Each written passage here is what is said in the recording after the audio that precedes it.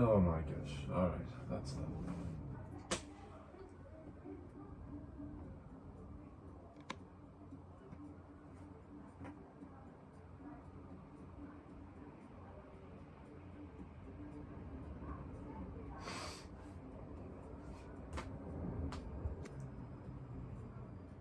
Alright, here we are again for the 6th time. Forza 4 100% completion.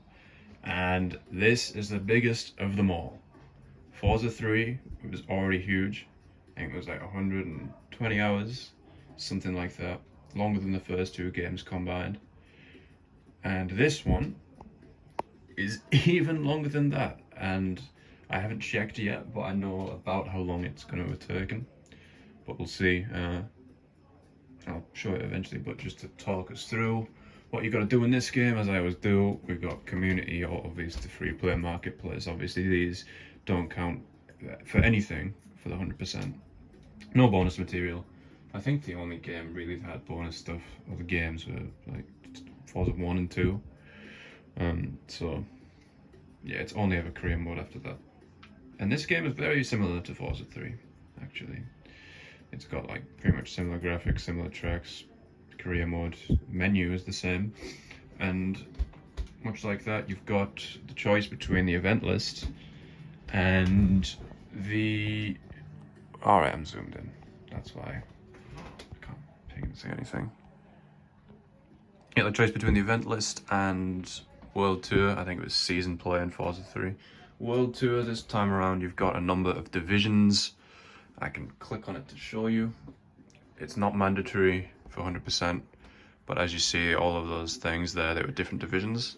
And once you complete the last one, it just sends you back here to amateur division. And so I just did one loop through and then moved to the event list. And the thing is with World Tour is that the opponents are basically as hard as possible. So there's no difficulty setting for World Tour. It just gives you, difficult opponents. Quite frankly, too difficult. And so I thought, if there's no difficulty setting on this game, and I gotta face these opponents however many times on this difficulty, I don't think I can do it because it's too stressful. They genuinely are quite difficult. But alas, after World Tour, which you don't have to do, but I did it once, and then on event list, there is the setting for difficulty, and so there is no, let me move my finger out the way. There is no World Tour difficulty setting, so I don't know what difficulty it is. But as you can see, opponent difficulties right here. I don't know if they were on professional or something different. I feel like they were on professional because the World Tour bonus is 25%. So they're probably on the hardest difficulty. Nonetheless, I did all of my races here on medium. Just because, I don't play the game for a challenge, I just want to complete it. So, easy, impossible to lose. It was back to normal, but, no, I didn't make any changes. So, World Tour completed. I'd spent something like 17 hours on the game at this point. I look at my percentage completed. It was, I think, 7.8%. It was like my jaw dropped. I was like, what? So I've done nothing. But of course, a lot of those races were longer, and a lot of these are pretty short. So, event list. This stuff, it's exactly the same as 4, really. Well, not exactly, but pretty much the same. You got shorter races over here, and then these are split by region. So as you can see, European, Asian manufacturers, North American manufacturers. These are all pretty much the same. Not too long races. If there's multiple races, it'll be something like 5 minutes a race. If there's one, it'll be something like 8-minute races. These one race championships took no time at all. So some of these blocks are misleading. But then we get to this block here, and this is where stuff starts to get a bit longer. It's been so long since I did these, which I'll get to, that I can't remember how long these races are. I feel like these ones aren't too long.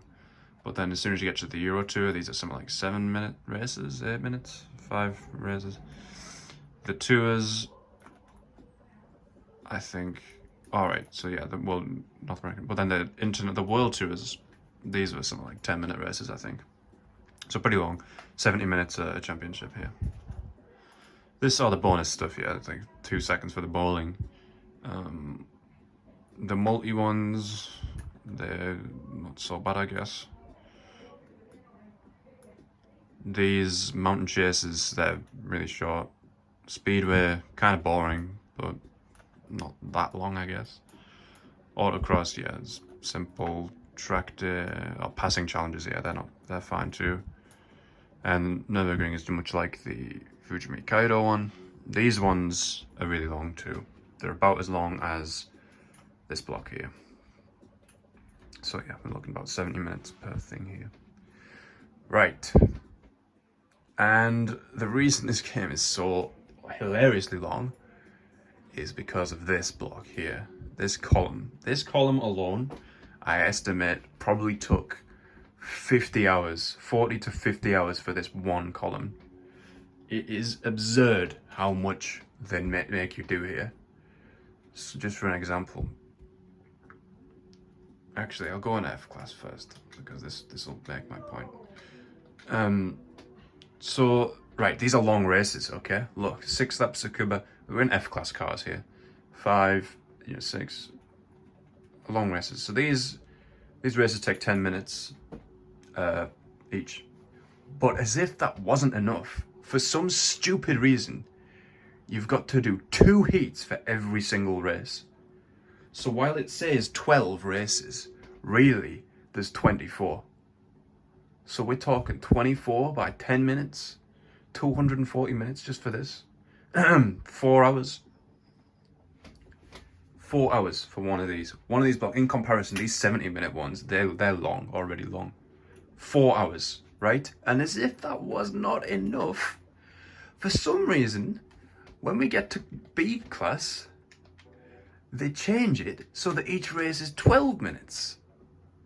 Like, I don't know why, but for some reason, all of these races, from this and beyond to the end, to the bottom, they're all 12 minutes. There's no exception. Maybe one of them is like 10 and a half because they don't know how to count, but like, it doesn't make any sense. So then we're talking 12 times 24. So whatever that is, 288, right? Hours? Minutes, not hours. Okay, not 288 hours. 288 minutes for each one of these, so over 4 hours. And it's just, I cannot believe how I don't know what the point was. Like, just doing this once, is half the time it takes, so 25 hours. That's still an absurd. That's a day on a column. But no, let's double it. Absolutely ridiculous, and I hate that they did this, but we sat through it. And I think it's worth noting that if you do these championships in World Tour, they are shorter. So I think like in the F class it was like 2 laps Hockenheim, whereas it's, I guess, 5, something like that. So had I kept going through World Tour, I guess these would have been shorter, but I would have had to deal with the difficulty. Nonetheless, it's still like this. Like, I really don't get it. No matter what, it's all done. One of the stupidest thing I've seen in a Forza game is that column. But anyway, now to prove everything, my profile. So 100%, all races won. You can see that I didn't show it, but victories, podiums, races, all the same. So yeah, I've won everything. Got 50 million credits, nothing to spend it on. And then a grand reveal. How many hours? 138 hours racing, 16 hours in the menu. So menu time is misleading because often there's a lot of idle time, but still there's a number of hours in the menu alone. So we're talking something like 150 hours actively playing Forza.